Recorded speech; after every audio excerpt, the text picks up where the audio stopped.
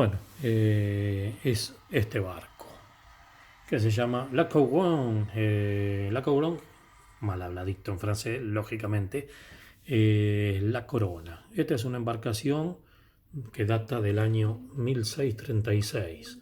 Es un barco francés, un galeón francés, que fue construido 2 o 3 años antes, 1632, 1633, 1634, por ahí estaba. En un promedio en construirse un galeón era de 2 o 3 años. ¿Cómo hicieron para hacer tantos? La verdad, no tengo idea. Los franceses no fueron los principales, las flotas principales fueron las españolas y las inglesas. Entonces, luego aparece Francia. Hubo un gran predominio antes que Francia e Inglaterra en la construcción de los portugueses, quienes le fabricaban a España y luego España lo fabricaba. Este es un barco que en su principio era más bien para el trabajo de mercancía, se llevaba, trasladaban a los distintos países mercadería.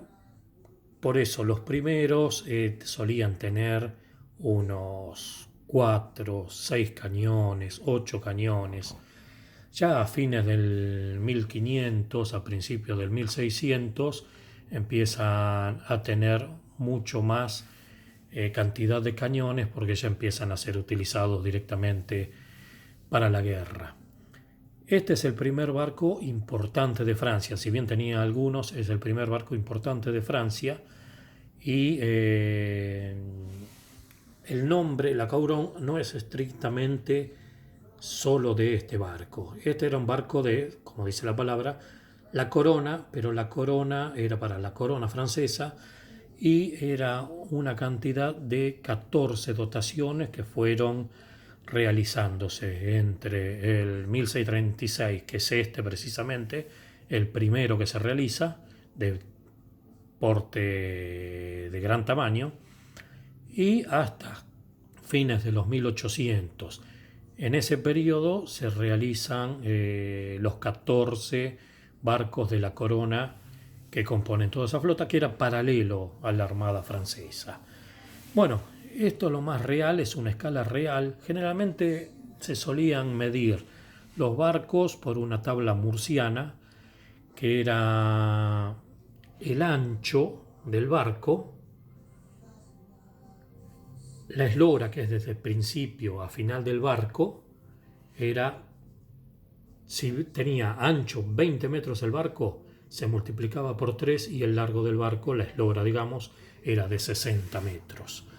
Y de esos 20 metros, la mitad era la parte inferior, que era hasta la línea, digamos, para que se entienda más, es donde es la línea de flotación, hasta donde llega el agua, digamos, directamente.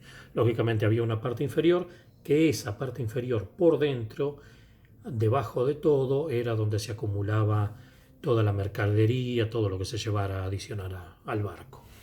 Bueno, acá van a ver que este era un barco complejo de resolver porque tiene muchos hilos, muchos hilos. Lógicamente los tiene prácticamente todos. Estaban todos muy flojos, para nada tirantes, partes rotas, despegadas. Pero bueno, esto me vino bien para repintar un montón, poder hacer algo que creí que no lo iba a poder hacer, que es tensar todos los hilos del barco. Y le voy a ir mostrando la parte donde van los cañones. Este era un barco que, por ser el primero de la flota pesada francesa, llegó a tener unos 60 cañones. Luego embarcaciones como la embarcación inglesa superaban los 100 cañones fácilmente. Los españoles también de la misma madera. Una de las embarcaciones más importantes es uno de los barcos suecos que están en la ciudad de Vasa. Es el único que hasta el día de hoy se puede encontrar y que está prácticamente tal cual fue creado. Que la particularidad que tuvo esa embarcación sueca es que se construyó y se le dio tanto peso, tanta carga, que solamente duró menos de una semana de haber salido a flote. En su primer recorrido, digamos, directamente en su primer recorrido, este barco se terminó de hundir cerca de la costa y allí quedó durante cientos de años hasta recuperarlo, y por eso se mantiene prácticamente tal cual es en un museo en la ciudad de Vasa, en Suecia. Bueno, les muestro cómo es el barco que les estaba explicando. Toda esta parte que les estoy mostrando, todo esto fue pintado nuevamente, tensado lo que más se pudo. Esto vendrían a ser las jarcias de un barco, que se llama la jarcia muerta, que es esta parte, son estos hilos, y la jarcia viva, que es toda la parte por donde se trepaban los ocupantes del galeón para subir, y es donde se trabajaban las velas.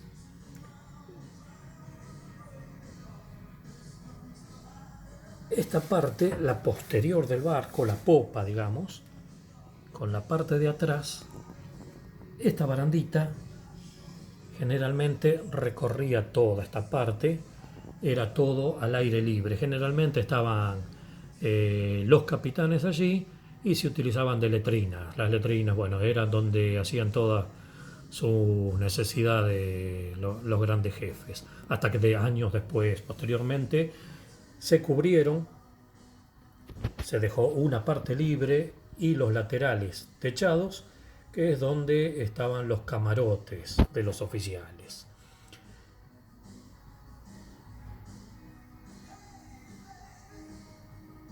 Toda esta parte está reparada, salvo esta parte que es complicada de hacer. Habría que desarmar casi todo el barco